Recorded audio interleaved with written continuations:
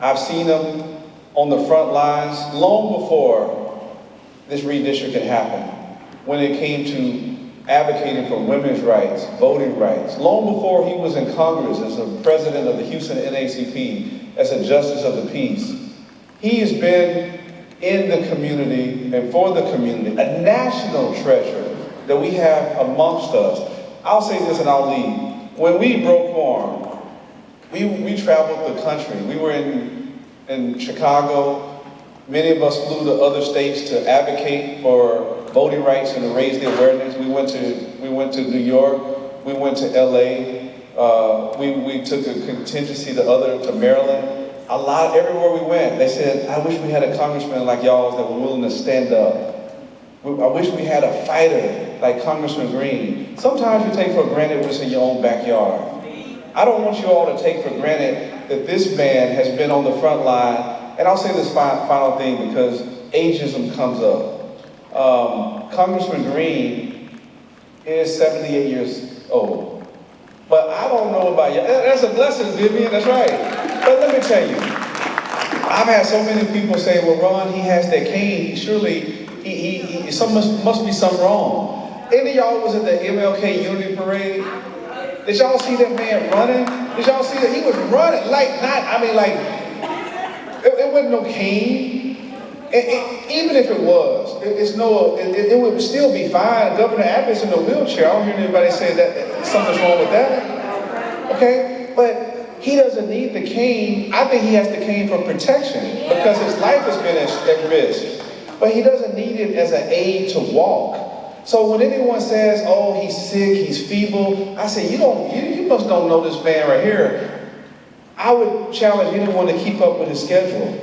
He works from, as the old folks used to say, from 8 to fame, from sun up to sundown. He rarely ever takes a vacation. He's always working. He's in the midst of the community. If he's not in Washington, he's in his district. He's advocating. I don't know. I've only known one other person, I'll be honest with y'all, Sheila Jackson Lee. She was the only other person I knew that had that kind of tenacity. And now we don't have that experience. Sylvester Turner was another one, truth be told, that had that kind of stamina, that kind of endurance. Well, Congressman Green is one of the few champions that we have that's left that has that kind of experience and wisdom. So I hope you all will strongly consider supporting him for the new 18th. He didn't move into the 18th. They moved him into the new 18th. He didn't ask to be in this position, nor did any of you that live in the current 9th. You didn't ask, well, why don't y'all just move me to the new 18th? The legislature did that. In fact, President Trump specifically wanted to push him and Congresswoman Crockett out because those are the two biggest critics that he had nationally. And so they did. They made one thing for sure. We got to change the 9th. We got to change that, and the 30th, because they wanted to take out Congressman Green and Congresswoman Crockett. So you can do the research. It's everything I tell you. You can back it up. You can fact check it. There's no spin here. This is all factual information that you can go and verify. And so it's tough because I don't have anything against Christian ministry. I like him. He's a good man. He really is. I supported him for county attorney. I supported him for re-election for county attorney.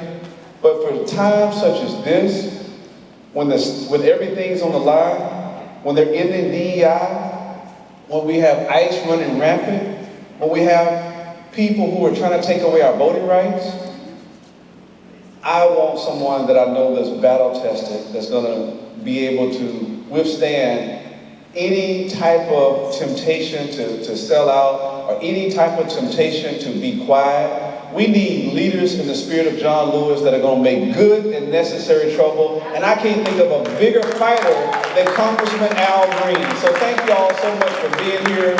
Thank you, Fort Bend, for being here. Thank you, Harris County, for being here. I know you couldn't be anywhere else on a Sunday, but it means a lot that you're here. And I know this is a tough decision that people have to make as we start early voting, literally on Tuesday. And I know that many of you didn't ask to be torn like this, but unfortunately, this is the doing of Governor Abbott, and this is the doing of President Trump. This is not anybody else's fault. This is not Christian Menifee's fault. This is not Al Green's fault. This is President Trump and Governor Abbott. I want y'all to remember that. It's the Republicans' fault. Let's not reward them by taking him out, because then we would be giving them what they asked for. This is what they wanted. That was a part, the biggest part of the redistricting, in addition to getting those 5 seats, was they wanted to take him out of office so they could remove the threat of a person that's going to be on the front lines moving for articles of impeachment. President Trump said this: if the Democrats take control, they're going to bring articles of impeachment. Guess what? He's already said it. So thank y'all so much. God bless you. And I look forward to re-electing Congressman Al Green as the new congressman for the 18th Congressional District. Thank you all. God bless you. And in warm words, give State Representative Reynolds another expression, please. Thank you so much. Let me just correct one thing about my age. He got it almost right. I've celebrated my 19th birthday 4 times.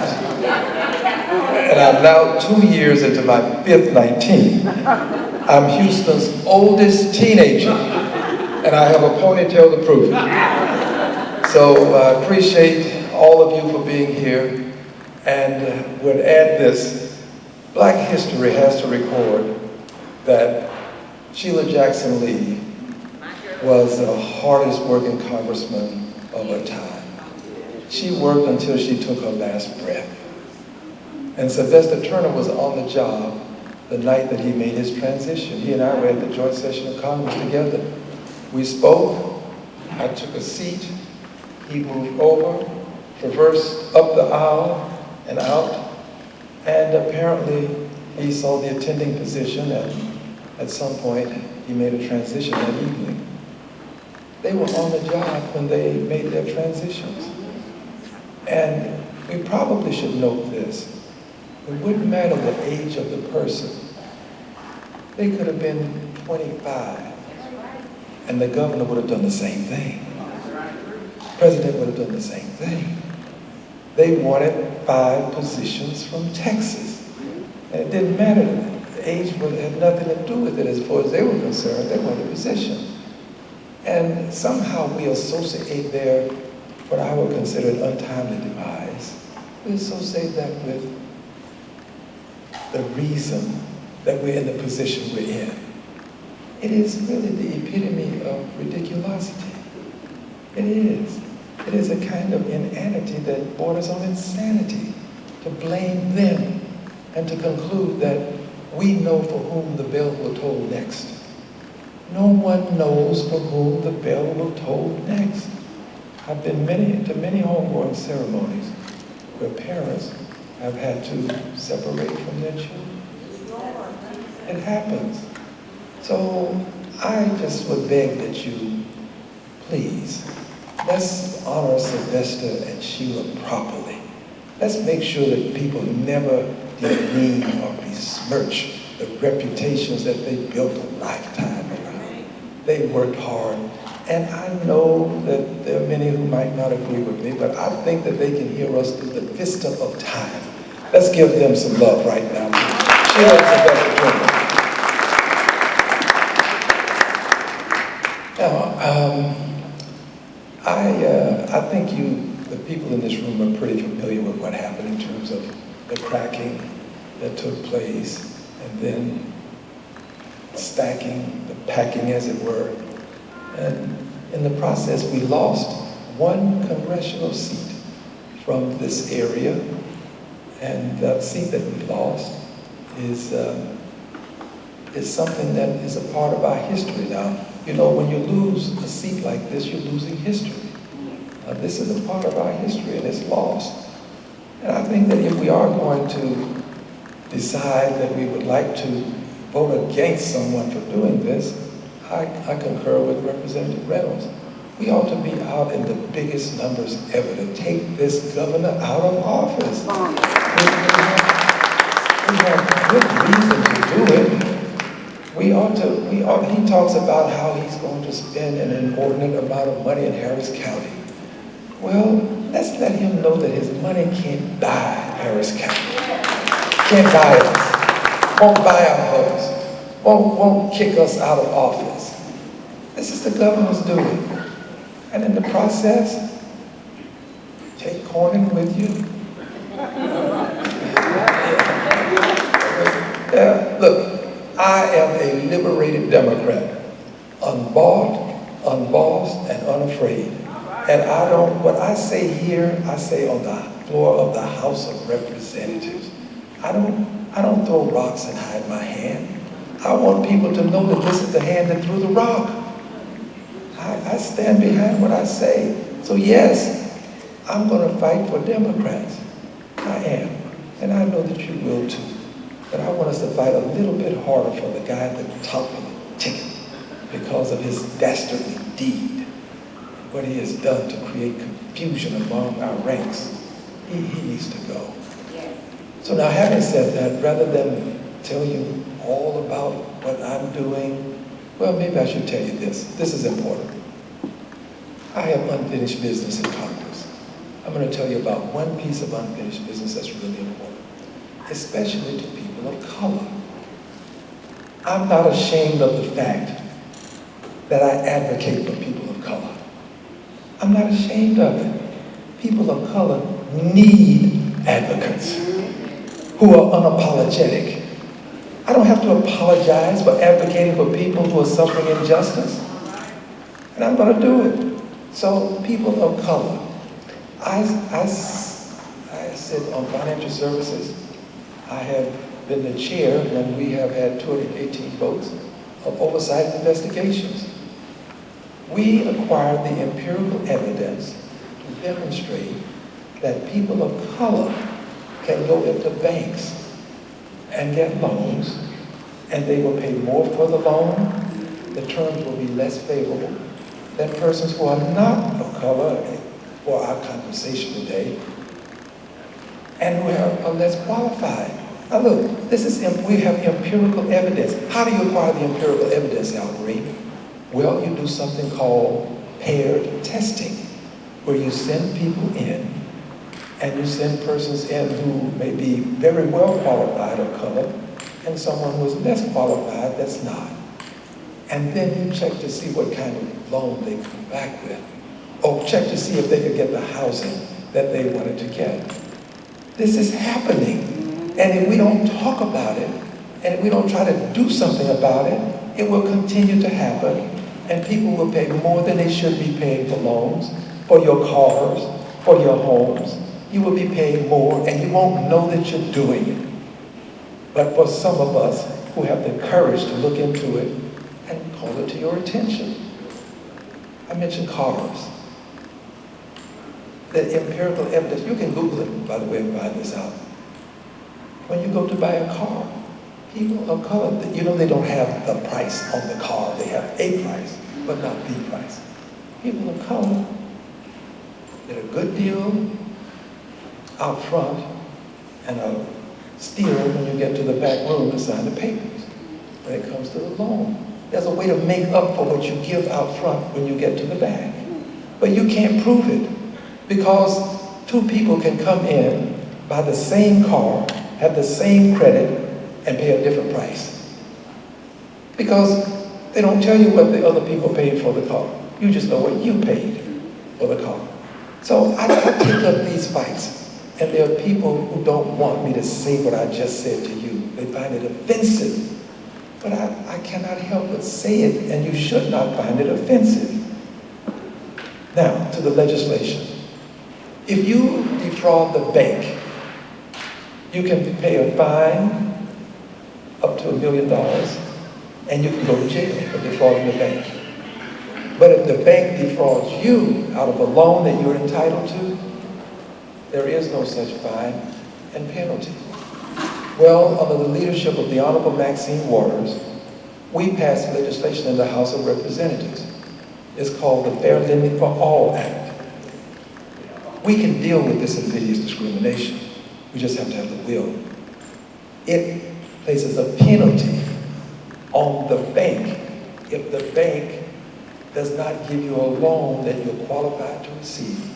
Now, that's nothing unfair about that. If the bank can place a penalty on you for defrauding them by giving them bad information and getting your loan, if you give them good information and don't get the loan you deserve, there's nothing wrong with the bank being penalized for that. We can end this kind of invidious discrimination in lending with laws that punish people penally. And that's what the law does. It was H.R. 166. We passed it in the House, but we didn't get it through the Senate. I'm a fearless, faithful fighter who will finish. I want to finish this legislation. This legislation will make a difference in your lives. And it'll make America the beautiful, more beautiful America. This is what I'm about. I love everybody in the country, even those who threaten my life. My position as a Christian says that I have to love them. Now, it doesn't say that I have to like them. No, I don't like people who threaten to do ugly things to me. And I get them all the time. It's easy. This man, stand up, he's with me when I'm out. I get $20,000 a month for my protection. I cannot eat just anywhere. I want to see who's cooking the food. Given my high profile and the fact that there are people who don't like me, I have to do this. My life will never be the same. Never. Take me out of office and you think that all of this will go away? I just won't have this man and I won't have the $20,000 a month for security. But I'll still be eating at Luby's. Because I can say, give me that piece of meat. Yes. But back to where I was. So I've got this legislation that I want to continue with. And I want to mention another piece of legislation that many of you would be concerned with. I think all people of goodwill would be. It's called slavery remembrance. Slavery remembrance. Listen, friends. People of African ancestry were kidnapped, brought here under duress. They built the roads, bridges, had a hand in building the Capitol, the White House, and they worked for some 240 years without a payday. Now, those people ought to be recognized for the sacrifice. 240 years. Sacrifice. We have a 9/11 remembrance. We have a Pearl Harbor remembrance, and we should have them. And we have a Holocaust remembrance, and we ought to have it. The Holocaust, one of the greatest crimes against humanity. And we have to have a slavery remembrance too. We have to have it. And we did it. You have to have 218 votes to pass legislation, generally speaking. We passed slavery remembrance in the House of Representatives. It passed the House of Representatives. President Biden recognized it. Slavery Remembrance Day is August the 20th. And there's nothing wrong with this. But there are people who don't want to see slavery remembrance. They have defined the enslavement of people for some 240 years as involuntary relocation. Involuntary relocation, kidnapping, murder, rape. These are the things that I say. This is why I have some of the enemies that I have. You say what I say, and you too will share some of the concerns that I have to sleep with. You will. And I'm going to continue to do it. And I'm grateful that you're here because I want to hear your questions. I want to share my answers. And I don't know that I can answer all of your questions, but I want to answer as many as I can. But I do believe that there are some things that are so important that if you must, it is better to stand alone than not stand at all. Thank you. Thank you. All right, let's take some questions. precincts that are closed in heavily black precinct areas. Out there in I think Pleasantville is supposed to be the largest precinct in the state of Texas. And I'm understanding that it's being closed. If they're not being closed, they moving precinct chairs out of their home precinct and putting somebody else there. So how would that affect the election? I think that would affect the election somewhat. Well, I do think that people enjoy being able to vote near their homes. That's why we decentralized to accomplish this. But here's what I'd like to do. I'd like for you to work with my office. That was Crystal that was there with you. And I'd like for you to work with us so that we can identify these precincts. And we'll put a letter together. And I won't ask you to sign it. I will sign it, and we will see if we can make some inquiries about how we can rectify this situation. We'll do our very best. This is not something that's a function of the federal government, but I can at least make an inquiry. Yes, ma'am. Congressman Green. Okay, my name is Tawana Bryant. My precinct is 2153 in Fresno. I'm actually running as a candidate for my own precinct, and I'm an adopted chair for 2109, which is in Roche Aaron, Texas. Thank you for your service. I have part of a comment I need to make to lead into my question. Congressman Green, I've struggled with your Slavery Remembrance Day, and I'd like for you to help me understand. One, let me explain to this. I've gone to Ghana, and so I've seen what we've survived, and I understand how resilient of a people we are. I think what helped me understand the rationale of remembering we were slaves, when we survived it, and we're thriving to some degree, but we're still in a state of survival mode. I struggle with holding on to the memory of something that was so atrocious, slavery. There was nothing kind about that. And yet and still we wake up every day. I'm a small business owner for 20 years, and I still wake up in survival mode every day. Why you want me to hold on to this thought about slavery? There's nothing, just help me understand the rationale there. Maybe I'm missing something. All right, well, thank you very much, and I'm pleased that you asked, because I'm sure there are others who would ask, but they choose not to. So it gives me an opportunity to explain. You're right. It was a crime against humanity, and it involved great suffering. But these are our ancestors. And because they are our ancestors, we should not allow what was done to them to be done and simply erased. We cannot allow that. We cannot. Oh God, he left? Okay, if you are of the Jewish faith and you're here, would you stand and just wave your hand? If you want to, anyone? Okay, we had a person I was going to call on. My Jewish brethren and sisters, they have every right and reason and should say, never again.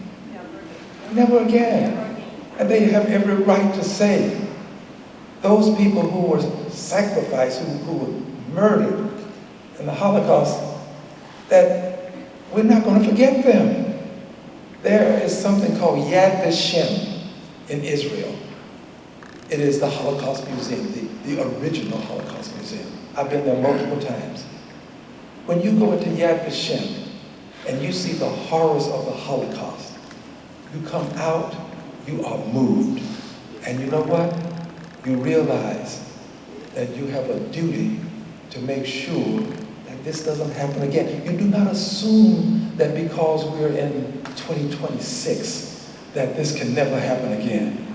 It will never happen if we say to the world on our watch, we won't allow this. And that's what we have to say about slavery. Do not assume that we cannot repeat the history that we despise. We can. We have to speak up and stand up and talk about this, not just on Slavery Remembrance Day, in your homes. Remind your children of the price that has been paid for us to sit and stand where we are. A price has been paid. And we are the people people who are the hope, Maya, Yes. bringing the gifts my ancestors gave. I am the hope and the dream of the slave. We're their hopes. They probably prayed that one day one of our children would be in the Congress of the United States of America. And you know what? One of them's there who will stand in the well of the House of Representatives and say, my ancestors have to be respected. That's what it's all about. And until they're properly respected, we are not properly respected. It's true. We are not. And we have to be properly respected too. The people like to think that all associated with slavery, not you, ma'am, it's all behind us now. No, it isn't. It's not. So we have to deal with it. And there are just some of us who can't help themselves, and we do it in spite of all of the warnings, and you'd be amazed at some of the things that people say about me because I bring up the enslavement of people that actually occurred. But I thank you, and I hope that I, to some extent, satiated your thank you. Okay, who's next with the question? Okay, hi Congressman Green. This is B.J. Johnson, and I guess I was a precinct chair, of 2116, but mine is one of the ones they moved and actually merged it with the lady sitting here in pink. So my thing of it is, I don't care what you've merged, you have not taken 2116 away from me as far as me getting with the people in 2116 to ensure that your name go out. I don't have to have a title because I'm a voice, and I'm going to use the voice that I have. I also want to thank you. I'm an election presiding judge over in our Siena location. So for it being is going through the very things that you were just talking about, it's easy breezy, and I've been here long enough to see the changes and to see how it is affecting minority people. So I want to personally thank you for the hard work you've done. Christian Menifee, I supported him this election that he just won. I truly supported him over Amanda, but I just felt like once they combined them, I said, good, we'll go there and keep the seat warm until Congressman Green take that seat. I will not stand here and tell you that Christian Menifee is a bad person, because he's not. And I understand that he won, and I believe he won fairly. But the place that this country is in, it will be a disservice to senior citizens. It will be a disservice to children that's in school. It's a disservice to our working black men. It's a disservice to minorities all over this country to allow anyone to come in and take Congressman Green's seat. And it is on us to keep Congressman Green's name alive and well. It is on me and everybody sitting in here. If where you live, and even if you don't live there, people you know can vote for him, it would be a disservice. I have a 9-year-old in there trying to close her school right now, my grandbaby at Glover Elementary in Missouri City. These are the things we are. So, and I'm not going to mimic on what the nice lady asked about slavery. That was her question, and you answered it eloquently, so I have nothing to say about that but this. You said at our breakfast the other morning at the Wyndham Hotel, why do we celebrate Black History?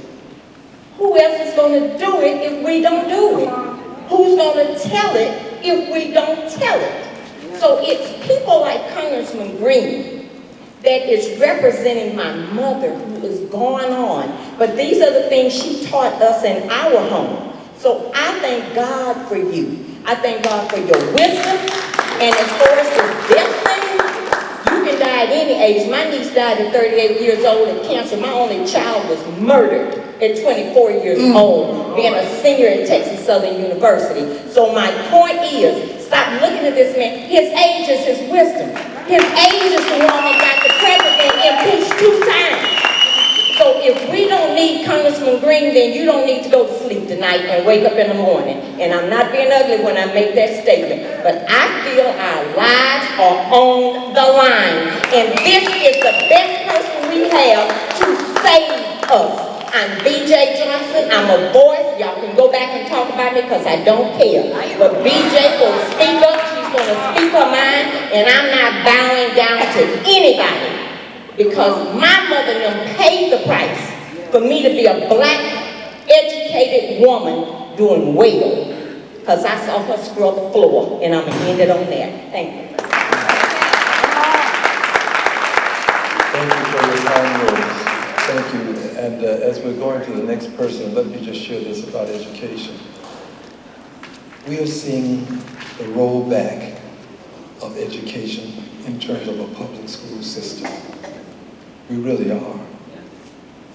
After the Brown decision, Mr. Milton Friedman, a Nobel laureate, concluded that we should have vouchers at that time. The courts did not allow it. And from that time until now, there has been an effort to voucherize public education. And now with the $10,000 that will go to families, if you're homeschooling, you can get it. If you have to go to a private school, you can get the $10,000. If this happens, and more children are leaving the public school systems, you can return to, we don't want to see it, but a resegregation of society. And if you resegregate society, we don't get to know each other. I grew up in a segregated school system, and I did not realize that I was equal to others until I had the opportunity to sit in the same room with them, take the same test, and pass the same test, sometimes with a higher score, sometimes with a lower score. But I had an opportunity to see and to make friends. We are moving back. We're taking steps back from gains that we won and fought hard to acquire. So we cannot assume that what is now will always be. We have to fight every day to keep the rights that have been won. This president will do away with warrants. He would go in your home without a warrant. This president will do away with due process. He won't let you say, you got the wrong person. He send you out of the country. I hope you see what's happening here. We are already into authoritarianism. We're just a step away from being a dictatorship. Somebody has to say these things. I hope that we will stand together and that we will fight together so that we can together maintain the rights that others died to acquire. At the Edmund Pettus Bridge, they didn't die, but they took a bloody beating. We have to do this. Thank you. Let's hear the next. Thank you, Congressman Albright. My name is Miosha Money. Everybody knows me as Meeting Money. I am Precinct Chair 891, Congressional District 9. That's what y'all supposed to represent. But yeah, Congressional District 9. And also media personality as well too, VEDA Communications. My question is, what challenges do you see coming from District 9 to 18, and how do you plan to address them? Well, I want to make sure, preeminent thing that I'd like to do is make sure that we have unity. I don't want us to be a District 9 and a District 18. Okay, I want us to be one district, and it has the number 18 on it. There are more people from 9 in it than from 18, but we cannot segregate ourselves like that. We've got to be together, and I want to unify, and that's why I'm not running saying young people ought not run. I've never said that. I've said anybody who's 25 and you want to run, then you should run. I'm not keeping anybody out of the race, and I just marvel at how people have tried to push me out of this race. They've done everything that they can to convince people that I should not that I should lose, but that I shouldn't even run. I want everybody to run who has the will to do so. And while I'm on this subject, there are people who say to me, why don't you pass the torch? Well, let me tell you how the torch is passed. When I leave, and I'm going to leave, I have no desire to have my transition while I'm in office. I've got some other things in life that I choose to do. But when I leave, the torch is passed to the voters. The voters get the torch. I don't pass the torch to some other person and say, here's your candidate, here's a person. The voters decide. That's what passing the torch is all about. And we have people now who are saying to me that I should say to the candidate who's running, you take it and go on and become the congressperson. I can't do that. I've got to let you decide who's going to be the next congressperson. That's a pretty good system, because what if I decide on someone that you choose not to have as your congressperson? Yes. So, by the way, Cornyn will be near 80 years of age if he wins this election. There's a man running against him. Hunt. Nobody's telling Cornyn to pass the torch. Wonder why? Yeah, nobody's saying, Mr. Cornyn, you're going to be 80 years old, thereabout, so you got to pass the torch. No, they say, we're going to have an election. If you can beat him, you shall. But if you can't, he stays. Think about that, okay? If you know who Wesley Hunt is, you get my picture. Yeah. All right, yes, sir. Congressman, hi, I'm Mike Watson, Precinct 2028, Quail Valley, Missouri City. But you may know me from Maxine Waters, who called me down when Ben Bernanke, she wanted some people that looked like me from New York to be in the hearing room. But the reason why I'm asking you now is on the Sunday shows, we had all this coming in from the Munich Security Conference. And I know you're a peacemaker. So what do you think about Venezuela, Iran, Gaza, and Ukraine? Thank you. A combination of the above. Thank you. I think that the Constitution says, and I agree with it, that Congress declares war. That the president just doesn't wake up one morning and decide he's going to bomb another country. If you allow him to do that, why do you need a Congress? If you're going to let him do that. So when he did that in Iran, I brought articles of impeachment against him because I'm supposed to have a say. Yes, that's what it's. I mean, Congress is there for a person. Checks and balances, separation of power, separation of powers. That's what it's all about. So I'm going to continue to do that. And as it relates to Gaza, listen, friends, Israel had a right to have redress. A right to redress after what happened to them. But not a right to decide that you're going to just flatten Gaza, that you'll kill some, depending on who's counting, more than 60,000 people, a good many of them babies. I mean, we decided that there's a line that you just have to stop at some point. You just can't go on. And now we find ourselves with people, I don't know whether you've seen it on television, but what they've done to Gaza is I don't know how people could think that is habitable, given what I see on TV. Now, I've been to Gaza several times. I've been to Israel multiple times. And I want peace. But I have to tell you, I just think that in 1948, there was a place called Palestine. It no longer exists. You look on a map, you don't see a place called Palestine anymore. I think the Palestinians should have a place to call home. It should be a state. They should have governance. I just think that, and I don't think that it ought to be governance with guns aimed at Israel. I don't think that we ought to have this conflict go on. But I do think that without them having some sovereignty, this is what we get. We cannot continue this way. So I have said openly and notoriously, what happened to the Palestinians went beyond the line. So there's too many people killed, especially babies. I don't want to see Israeli babies killed, and I don't want to see Palestinian babies killed. There's too many babies killed. All right, what's next? Good evening, everybody. Congress Is Al my Green. friend leaving? I wanted to have okay. Congress Al Green, I would like to say to you that I commend you. Thanks for calling this meeting for us all together here. To hear some of the words that you have to say, I commend you, BJ, for the things that you said, which was right on time. I would like to say to everybody about the slavery part.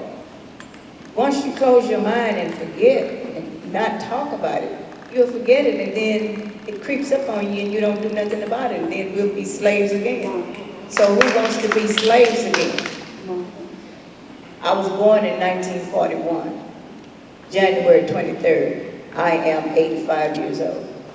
I don't let nobody take my age away from me and saying I'm too old. Too old for what? As long as God has given me my mind, my ability to do, nobody would know I was 85 unless I told you. So how's an 85-year-old person supposed to act? As long as God is in the mix and He has your back. Congressman, I want you to continue. Keep on, because age is just a number. You don't look it, you don't act it, you don't speak it. And then again, I say, how the 80-some people supposed to speak?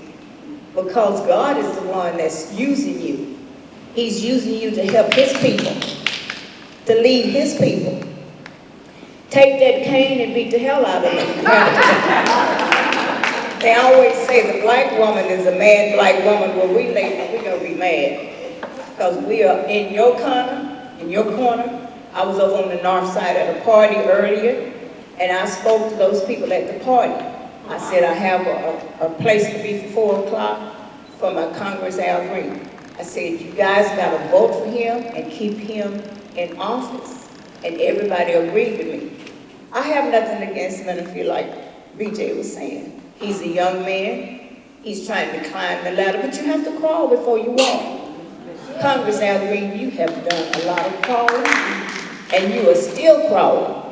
And we admire you, and I'm ready to get down there and crawl right with you. Because what you got is what we need. You got the knowledge. You got the wisdom. You got the fight. Because you've been through the fire. If you haven't been through nothing, you don't know how to walk through it. But see, you grew up like I did when you had to go to the back door to get what you needed from the front door. You grew up when you had to ride on the bus and sit in the back, segregation. You grew up in the school where it was nothing but brown, black folks like you. You didn't grow up with the other people. But now you are there, and we're there, and you're trying to keep us there. I appreciate you.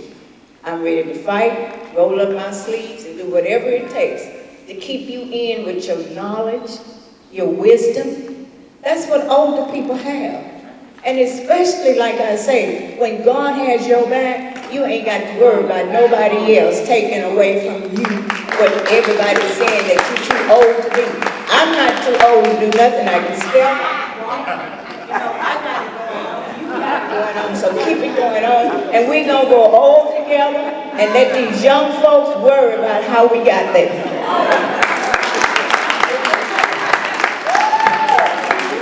Well, thank you. And I would invite all of you, if you haven't been, to the 40-plus models. This is one of them. Give her another hand, which allows me to tell you something that's really important. There's this effort now to do away with seniority. Seniority is how Maxine Waters became chair of financial services. She is the only woman ever to chair financial services. She is there because she was the most senior member on that committee. If we replace seniority, it will be with money. I can't raise the money to match some people. One billionaire could control Congress if we don't have seniority. Because they can buy these seats then. That is what will replace seniority if it goes away. So we've got to protect seniority, and there are people who are trying to do this across the country. Benny Thompson became chairperson of Homeland Security. He is the only Democrat ever, he's a person of color, to chair Homeland Security because of seniority. He can't raise more money than many other people. And these billionaires, when they give you this money, there's a price. That's why I say unbought. Unbought. I don't take money from the banks. I'm the guy who has oversight of the banks. So I don't take the money from them. I don't want there to be any confusion. If there's something in my coffer, I don't know it's there. And if I find out, I'll give it back. But that's what we have to do. You gotta have that kind of principle to do this. And just for your edification, I have been fighting these Trump crypto cronies. I've been fighting them. I've been fighting them. They are manipulating the market. Trump drives the market down by saying he's going to do something in AIM, and then he sends a signal to them. He has been so bold as to say it's time to buy publicly. Time to buy. They buy low. When he says that, he then goes out and backtracks and says, oh, I'm not really going to do that. The market goes back up and they make billions. This is happening. It is. So I fight them, and because I fight them, they have put a $1.5 million bounty on me. Now, I don't mean on my life, but they're going to spend $1.5 million to get me out of office. $1.5 million. It's in the New York Times. If you read the New York Times story, the story it says that they're targeting me. And that's what they said it themselves. I mean, this is no secret. They said we're targeting Al Green. We want Al Green out of office because Al Green is not favorable to us. Now if you don't believe me, just do the Google search of the New York Times. What is it, about 4 days ago, Crystal?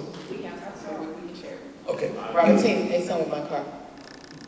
For those who want it, we'll give it to you. If you don't want to see it, I don't want to impose it on you. Yes, ma'am. Hold on. Oh, we had someone. We'll come to you next. Thank you. Okay, my bad. Thank you for calling me gentleman. Al Green knows better than that.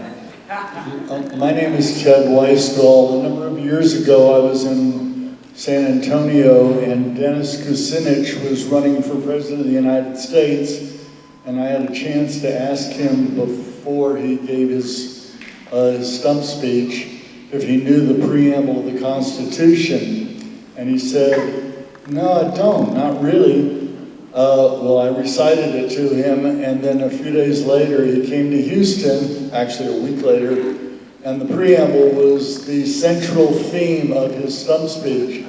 So I'm hoping that what I am about to say will maybe become a part of your stump speech, and that is that I would like you to talk about reparations. I would like you to talk about colleges of ethnic studies. The reason I stand here today is because I got arrested at San Francisco State along with 456 other people in a successful effort to create the College of Ethnic Studies at San Francisco State University. A couple of days ago, I heard on KUHF a woman celebrating Black History Month, and she talked about Philip Hoffman, the president of the University of Houston, where I worked with Sylvester Turner when he was a student and I was staff. But what I would like to see at the University of Houston is not a department of Black Studies, but rather a College of Ethnic Studies. I would also like to point out that near Texas Southern University is Riverside Terrace, and that community at one time was all white, and it was blockbusted. The subject of blockbusting needs to be taught to everyone as a part of Slavery Remembrance Month, and that was part of the legacy of slavery, and I hope you will include that in talks you make in the future. Last thing, I hope that after this election is over, we have another one of these where we can really get organized and start out not at the last minute, but at the very beginning of someone's term in office. Thank you. Thank you, and I accept that recommendation, and we'll do that. I think that we should have these family gatherings so that we can talk about the issues of our time. So I thank you for that, and I thank you for your other commentary as well. They're trying to push me to move along, but I do want to just say this. I appreciate your willingness to talk about reparations. It is very unfortunate that immediately after the Civil War, there was an attempt to have reparations, and it would have been appropriate to do it then, but we didn't. And then we had convict leasing, which lasted about 100 years. And there was some efforts to try to reconcile then, but we didn't. The reconciliation is not going away. We will have to reconcile. This is why I have legislation for a Department of Reconciliation. All of these things that continue to haunt us can be resolved. They can be resolved. And a Department of Reconciliation with a Secretary of Reconciliation, just as we have a Secretary of Labor, a Secretary of Commerce, we used to have a Secretary of Defense. Now, under this administration, we've gone to Secretary of War. That says something about your thinking where you are. So I'm a believer that we have to have reconciliation. I am. And I would hope that you would understand that this is not a gift. This is redress, because the impact of slavery is still with us. It is. It's in the attitudes of people and how they treat us when we try to get loans and that sort of thing. And some of them don't know it, that is, that they're being as prejudiced as they are, but they are. So yes, we have to do it. And a Department of Reconciliation could get it done for us. This is our last question. Right here in the center. Representative Green, I'd like to thank you for all your dedicated years of service to us and our community. And we really appreciate you. You've done a phenomenal job. The question I'm going to ask is seeking clarification. Everyone knows that the Black woman is the most educated demographic in America at this time. Now, the question I want to know, hold on just a moment, I'm going somewhere. Now that they are downgrading teachers, nurses, engineers, I've heard much speculation as to why that is.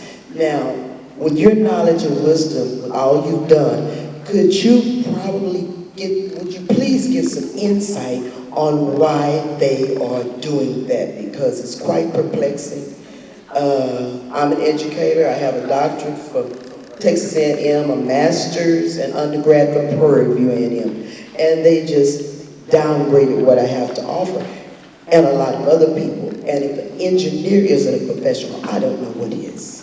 So would you please help with that, with my understanding and edification? Well, thank you very much for your question. And I'm going to make it a bigger question and give you an answer. President Trump, and he is the president, I would prefer that he not be, but he is. And President Trump he's embarked upon a campaign to return to a time when conservative Anglo men were in power to a greater extent than other people in society. Conservative Anglo men. And there is what I call a 2050 plan. And they are trying as best as they can before 2050 to remove persons who are from countries of color. If you are from South Africa and you're Anglo, you can come into the country. But if you are not, you cannot come in. And the allegation is that they can come because they're suffering genocide. Not true. But the point is, he really is a part of a movement. He is the tip of the spear. He's a part of this avant-garde movement to literally take us back to a time when conservative Anglo men were in power. And if you look at the people around him, they are conservative, and they are ruthless, and they are reckless, and they're using vouchers, and they're eliminating DEI, and they've decided that they can, if they choose to, simply remove the constitutional rights that people have for given people at a given time. These are some very, very difficult times in the life of this country. They really are. And it's our duty to stop them. Dr. King was right. It's content of character, not color of skin, that determines the worth of men and women. Content of character. We're moving away from that. We're moving back to color of skin. And we will fight it, and we will win. Do not believe that all people who are Anglos favor what Trump is doing. That is not true. That's just not true. He has some people who are with him, and he has others, many who fear him of all hues. Look at what he did to the lawyers and to the universities. He doesn't hesitate to use that power. So we have to fight him. And when we get the power again, we have to use it. We cannot have the House, the Senate, and the presidency and not pass certain laws to protect us. When we get the power, we must use it. And I believe we will use it. Now, I know that was my last questions, but I want to say one more thing. I know that I'm dwelling on this slavery issue, but I got to tell you this. In 1956, the Congress of the United States of America presented a congressional gold medal to the Confederate soldiers. Confederate soldiers were trying to maintain slavery. If we can give the Confederate soldiers a gold medal, surely we can give the enslaved people whose lives were sacrificed for 240 years. We can give them a gold medal too. Yeah. I have a resolution in Congress to give the enslaved people the same congressional gold medal that we gave the enslavers. That's literally what we did in 1956. I promise you, I will not give out, I won't give in, I won't give up. I will fight until my last breath, and if I should have an untimely demise, I will come back and haunt the Congress of the United States of America. I will. Thank you.